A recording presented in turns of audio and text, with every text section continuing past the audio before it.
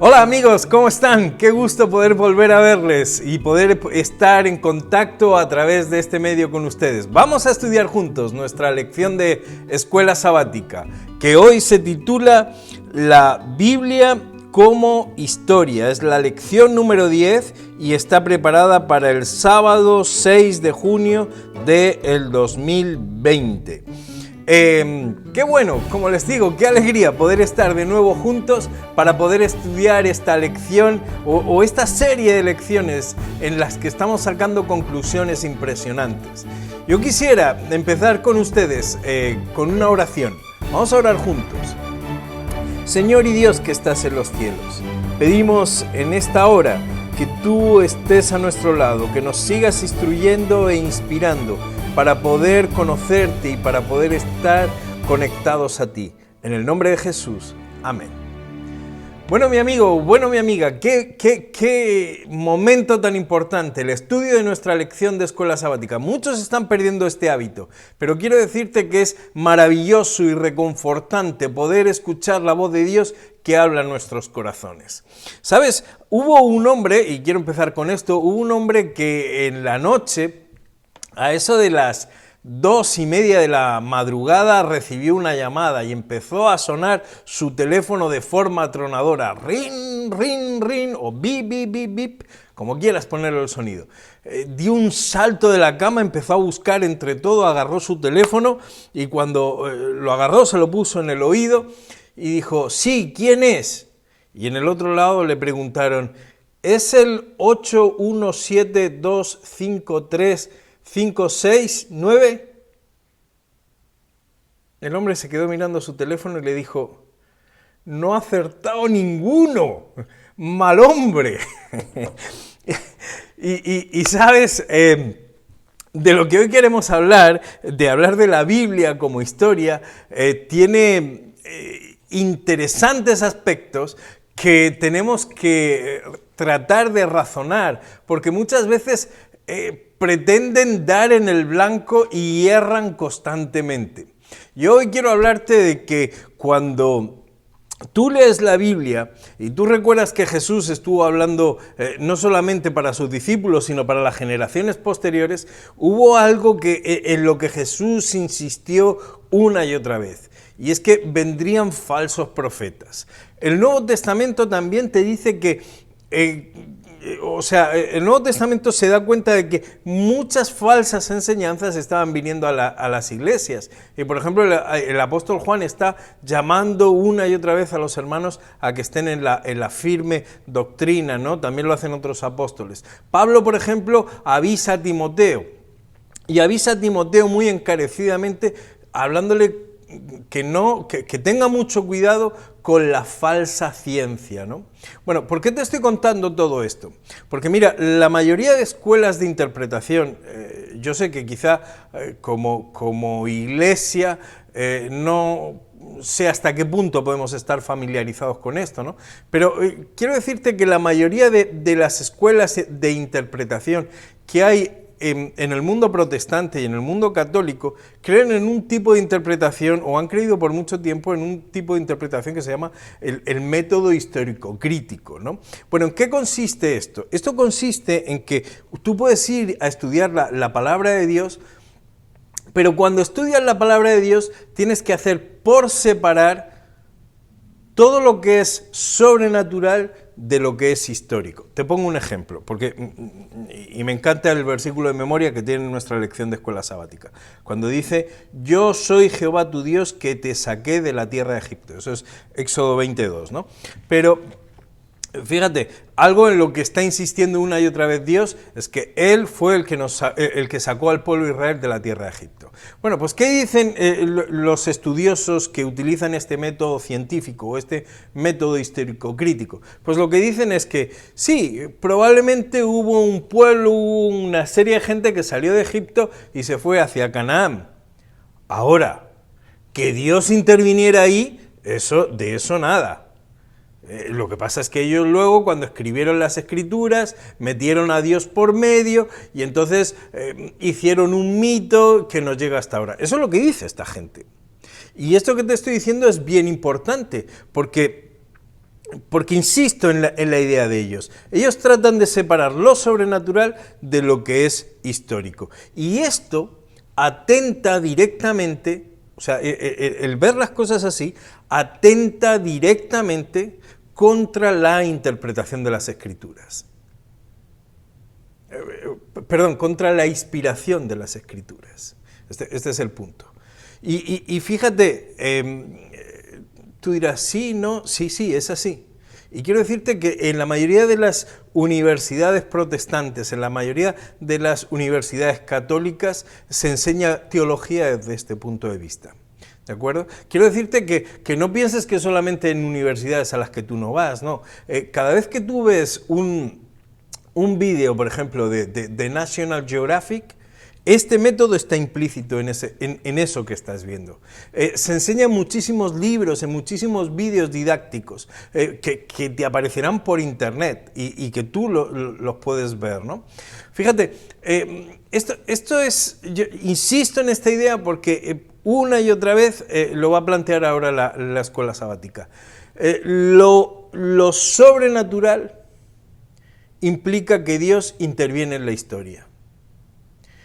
Y el tipo de enseñanza que nosotros hoy tenemos, aparte de la teología, que se puede enseñar, como te he dicho, en universidades, o aparte del estudio de la Biblia, que se puede enseñar en los vídeos, en el National Geographic y demás. Pero quiero decirte que el método de enseñanza, el método científico, que hoy siguen todas las escuelas públicas a las que van tus hijos, todas las escuelas a las que fuiste tú, ¿de acuerdo?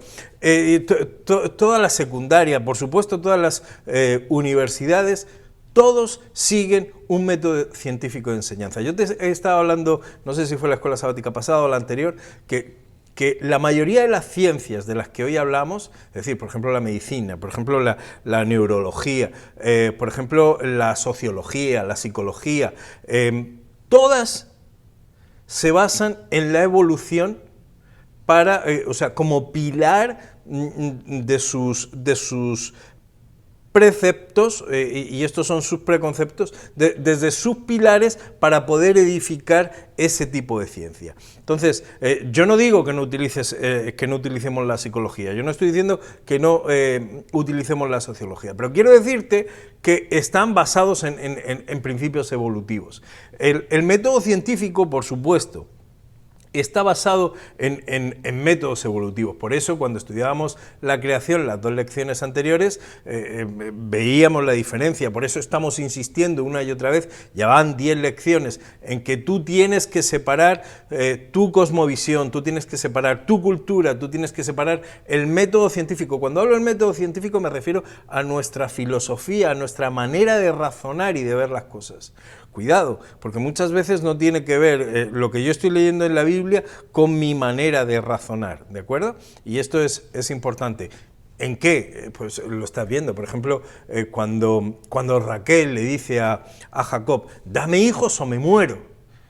Y uno diría, pero bueno, pero es que en aquella cultura, en aquella cosmovisión, eso era lo más importante, ese era el sentido de una mujer, y sobre todo una mujer que pertenecía al pueblo de Israel. ¿Por qué? Porque la promesa de que vendría el Mesías, de que vendría el Hijo de Dios a través del pacto que Dios había hecho con Abraham, estaba implícito en todas las mujeres. Por eso todas no querían romper esa cadena, ¿no? Raquel va a decir eso, dame hijos o me muero, ¿no? Bueno, pues yo te decía que todo ese tipo de enseñanza que tiene que ver con el método científico, con la interpretación que nosotros hacemos de lo que hoy es la ciencia, eso es lo que llevamos aprendiendo desde hace más de 150 años. Eso es lo que aprenden nuestros hijos, eso es lo que aprendimos nosotros en la universidad. ¿Y dónde concluye todo esto? Concluye en decirte que Dios no está. Dios no está. Dios no está en el sistema educativo que nosotros recibimos. Dios no está en la ciencia que nosotros estudiamos. Y por supuesto, cuando llegamos a la palabra de Dios, lo importante es separar lo sobrenatural de lo que es histórico, o de lo que es historia, más que histórico, de lo que es historia, ¿no? Entonces puede ser que la historia existiera, pero lo sobrenatural no existió. Esto es lo que te dice esta manera de actuar, este modo de pensamiento, este modo de investigación, en el que nosotros vivimos hoy día, ¿no? Y esto, como digo, pues es preocupante, ¿cómo no? Es preocupante. Mira, la escuela sabática se empeña en contarte en ciertos tipos de ejemplos que bueno, es que no podemos separar de ninguna de las maneras, no podemos separar en la lectura de la Biblia, a la hora de interpretar las Escrituras, no podemos separar una cosa de la otra. Sin embargo, como digo, no. En este caso, la escuela sabática te certifica algunas cosas que me parecen muy bien apropiadas, ¿no? Una, por ejemplo, es David, Salomón y la monarquía. Claro, tú no puedes separar, es decir, este método científico dice, bueno, lo de David fue un mito, David realmente no existió. Y quiero decirte que esa teología se ha llevado practicando durante mucho tiempo, o esa manera de interpretar por muchos pensadores, que así se llama, muchos pensadores, teólogos o religiosos, no de nuestra denominación, de otras denominaciones, pero ellos pensaban, no, eso fue un mito. Bueno, la historia, la arqueología, mejor dicho, ha demostrado que David sí fue un personaje que estuvo ahí, ¿no? Sí fue un verdadero personaje histórico. Y piensa lo siguiente, si David realmente, como te digo, como está señalando aquí la escuela sabática, decir que no existía David implica decir que pues que Jerusalén no fue fundada por David. Implica decir que todas las inversiones que hizo David para que su hijo Salomón construyera el templo, pues tampoco tenían sentido. Ah, claro, pero es que entonces eliminamos también el templo. Y si eliminamos el templo, entonces todo el servicio que se hacía en el templo también no tiene sentido. Y todo lo que representaba eso sobre la obra expiatoria de Cristo, sobre la obra salvífica de Cristo, pues también lo acabamos de borrar, ¿no? Entonces, la idea en la que Jesús aparecerá del linaje de David como el Mesías, como el Rey de Israel, pues por supuesto tampoco tiene sentido, ¿no? Entonces, ¿ves por dónde van las intenciones? ¿Ves por dónde se mueven las cosas? Otro ejemplo que te pone la escuela sabática está en Isaías capítulo 36, también en el capítulo 37, que bueno, ahora vamos a ir viendo, ¿no? Ahí se cuenta, si leemos, como te digo, en Isaías 36, se cuenta que aconteció que en el año 14 del rey Ezequías, que Sennacherib, rey de Asiria, subió contra todas las ciudades fortificadas de Judá y las tomó. Es decir, estamos delante de una invasión que aparece en la Biblia, una situación histórica, ¿no? Los asirios viniendo a conquistar el reino de Judá. ¿Y qué es lo que ocurre ahí? Pues lo que ocurre es que los fuertes, es decir, el ejército de los asirios, son 180.000 hombres que traen para combatir contra Judá y no hay manera de defenderse contra ello. ¿Qué hace el rey Ezequías? Se pone de rodillas y pide a Dios que lo ayude. Cuenta en el capítulo 37, en el versículo 20, dice, ahora pues, Jehová Dios nuestro, líbranos de su mano, para que todos los reinos de la tierra conozcan que solo tú eres Jehová. Esta es la oración de Ezequías, resumida, esta es la oración de Ezequías. ¿Qué es lo que ocurrió finalmente? Pues ya lo cuenta el versículo 34, ¿no? Dice que... el versículo 36 dice, y salió el ángel de Jehová y mató a 185.000 en el campamento de los asirios. Cuando se levantaron por la mañana, he aquí que todo eran cuerpos de muertos. Entonces, claro, ahí te estás encontrando una historia terrible, ¿no? Como eran las guerras de entonces, pero te estás encontrando que Dios interviene y salva a Jerusalén, salva al pueblo, lo salva de la invasión de Sennacherib, ¿no?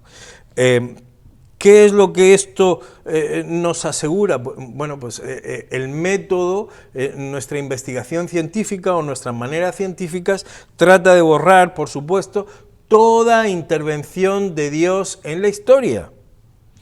Para que desaparezca, fíjate, esto es finalmente, esta sería la segunda parte, para que desaparezca que Dios nos da seguridad. Aquel rey fue capaz de ponerse de rodillas delante de Dios, Dios intervino, Dios lo salvó. ¿Para qué está escrito esto? Para que tú y yo, en los momentos de dificultad, en los momentos de vernos rodeados por el enemigo, sepamos que tenemos un Dios fuerte, aun a pesar de que nuestro enemigo sea muy grande, y Dios interviene. Pero en el momento en el que yo borro lo sobrenatural, ¿qué es lo que ocurre? ¿Me quedo con lo histórico solo o me quedo con la historia sola? ¿Qué es lo que pasa con tu fe y qué es lo que pasa con la mía? Mira, otro ejemplo más es el de Daniel, el profeta Daniel, en Babilonia, Daniel capítulo 1. Todos conocemos la historia ya, ¿no? Pero Daniel capítulo 1 es exactamente lo mismo. La historia cuenta que hubo un rey que fue el que levantó Babilonia, que se llamó Nabucodonosor.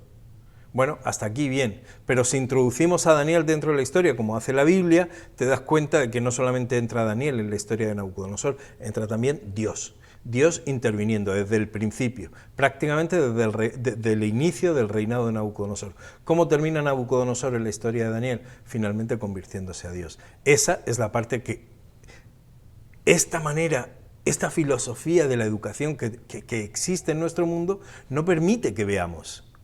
Que Dios interviene, que Dios convierte los corazones. ¿Lo ves? O sea, ¿ves cuál es la táctica constante de Satanás? También en la educación, también en nuestra formación, también en nuestra manera de discernir. Por supuesto, Satanás está empeñado en que borremos a Dios de nuestras mentes. Me llama la atención porque ahora el 14 de mayo hubo algo que lleva anunciado desde el año pasado, un encuentro multinacional en el Vaticano en el que precisamente se iba a hacer un pacto por la educación para todos los niños del mundo, para todos los sistemas educativos del mundo, para renovar la educación. Me da miedo solamente pensar lo que allí se definió, ¿no? Ya lo veremos posteriormente. Pero insisto en esta idea, Satanás está empeñado en borrar a Dios de nuestras vidas. Y como te digo, si miras nuestra ciencia, miras al universo, y cuando uno mira al universo, ¿dónde está Dios? El universo es infinito, ¿dónde está Dios? Cuando te hablan de los universos paralelos, de los multiversos, ¿qué es eso? ¿Qué concepto es ese? No, es que hay universos paralelos. ¿Para qué? ¿Para que un día se presenten los ángeles malos? ¿Para que un día se presente el diablo desde el universo paralelo? ¿Dónde están esos conceptos en la Biblia? Interesante, ¿no? Mira, la ciencia dice exactamente lo mismo que te dice el universo. Dios no está. O sea, el científico te va a decir Dios no está y te va a meter miles de años en el pasado para decirte Dios no está. Y si te das cuenta, la sociedad, el pensamiento de nuestra sociedad hoy te sigue diciendo lo mismo, Dios no está. ¿Sabes?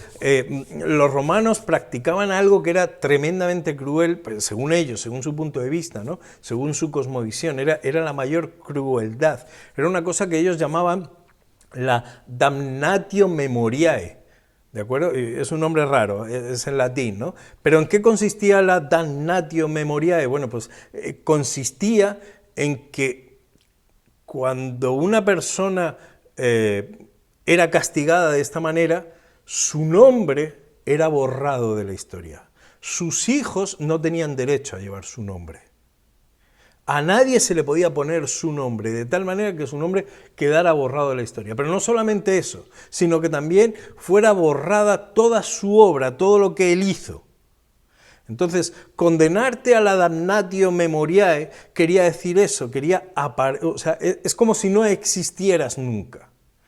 Y esta idea es una idea permanente y constante de Satanás sobre la obra bíblica, sobre la escritura, sobre lo que Dios ha hecho en este mundo. Es la forma cruel de que esto no ocurría. Esto, como te digo, lo practicaban los romanos, ¿no? Lo han practicado muchos pueblos, lo practicaban los egipcios lo practicaron con Akenatón. Akenatón fue el único faraón que aplicó el monoteísmo en Egipto. Bueno, se borraron todas sus estatuas, todas sus estelas, todos sus decretos se borraron. Bueno, otro personaje del que se borró fue Hatshepsut, que muchos teólogos conservadores dicen que fue la madre adoptiva de Moisés, ¿no? Lo que aquella mujer hizo también se borró. Qué interesante, ¿no? Fíjate bueno, asirios, persas practicaban esto, en la Edad Media se practicaba esto, incluso en la actualidad, cuando la Unión Soviética fue creada o fue formada, es decir, y ya Stalin se hizo con el poder, precisamente borró toda la memoria incluso de Trotsky y demás, y de otros que estuvieron en el poder al principio con él, ¿no? Entonces, esto, como digo, esta manera de actuar es la manera de actuar que tiene el diablo. El diablo pretende que cada uno de nosotros borremos de nuestra memoria a Dios, borremos de nuestra memoria a Jesús. Y sabes, yo creo que al día de hoy Dios te está diciendo algo que sí hay algo que Dios quiere borrar. Mira, ahí mismo en el libro de Isaías, cuando uno va al capítulo 43, Dios sí hay algo que quiere borrar de tu vida. Y dice ese capítulo en el versículo 25, yo soy el que borro tus rebeliones por amor de mí mismo, y no me acordaré más de tus pecados. ¿Te das cuenta? Si el diablo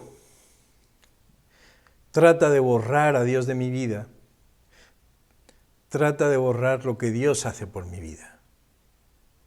Dios quiere borrar mis pecados, Dios quiere borrar mis rebeliones para que Él y yo volvamos a estar conectados. El diablo quiere borrar esto de tu vida y quiere borrar esto con la forma de educarnos, con la forma de pensar, con esta sociedad que es una sociedad pérfida precisamente para llevar adelante los últimos planes satánicos, ¿no?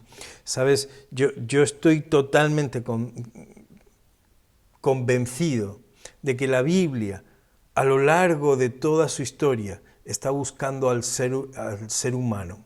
Todos los relatos, como diría Juan en su Evangelio, ¿no? En el capítulo 20, versículo 30, todas estas cosas se han escrito para que lleguemos a la salvación. Muchas cosas más se podía haber escrito, pero estas se han escrito para que lleguemos a la salvación. Bueno, este principio es el principio de toda la Biblia. Toda la Biblia se ha escrito para que tú veas la intervención de Dios, cómo Dios ha actuado en los pueblos, en Jerusalén, en el reino de Judá, en el reino de Israel, cómo han actuado los profetas, cómo cada uno de esos personajes bíblicos no son ni más ni menos que agentes de Dios en los que las promesas se van cumpliendo para que la salvación se produzca.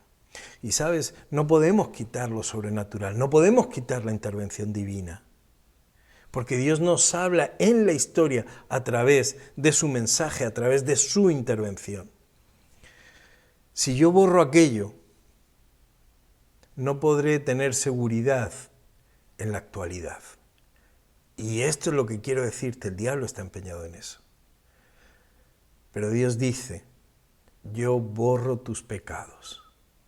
Dios dice que igual que en el pasado, Él estuvo conectado con todos esos personajes bíblicos y se obró el milagro, se obró el proceder de Dios.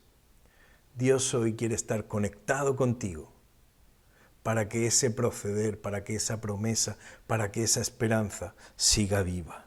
Dios no se olvida de nosotros. El diablo pretende que así sea, pero Dios no se olvida de nosotros. Dice Isaías 49, un texto que conoces bien, en el verso 15, ¿se olvidará la mujer de lo que dio a luz para dejar de compadecerse del hijo de su vientre? Aunque olvide ella, yo nunca me olvidaré de ti. He aquí que en las palmas de las manos te tengo esculpida. Mira, querido, querida, esta es la verdadera realidad de Dios. Esta es la verdadera interpretación de las Escrituras. Dios se manifestó entonces, Dios se manifiesta ahora. Dios obró milagrosamente entonces, Dios quiere obrar milagrosamente en tu vida. Dios no se olvida de ti. Por mucho que el diablo trate de borrar la historia sagrada, por mucho que el diablo trate de borrar nuestra manera de pensar para que nos olvidemos de Dios, Dios sigue ahí. Dios sigue presente, Dios está a nuestro lado, Dios oye tus oraciones, Dios manda a sus ángeles para que te ayuden, Dios desde el cielo te habla a tu corazón para que sigamos conectados como padre e hijo, como padre e hija. Dios te ama, Él nunca se olvida de ti, Él siempre te tiene presente. Dios quiere actuar siempre en tu vida. Que Dios te ayude, que Dios te bendiga, que Dios te llene de esperanza, que Dios te llene de sabiduría para poder entender que Dios quiere hacerse presente en tu historia, que Dios quiere ser el protagonista de tu historia para que veas que lo natural y lo sobrenatural pueden estar juntos, porque Dios todo lo puede. Que Dios te bendiga, que Dios te acompañe y te llene de sabiduría en todas estas cosas que estamos hablando. Bendiciones, mi amigo.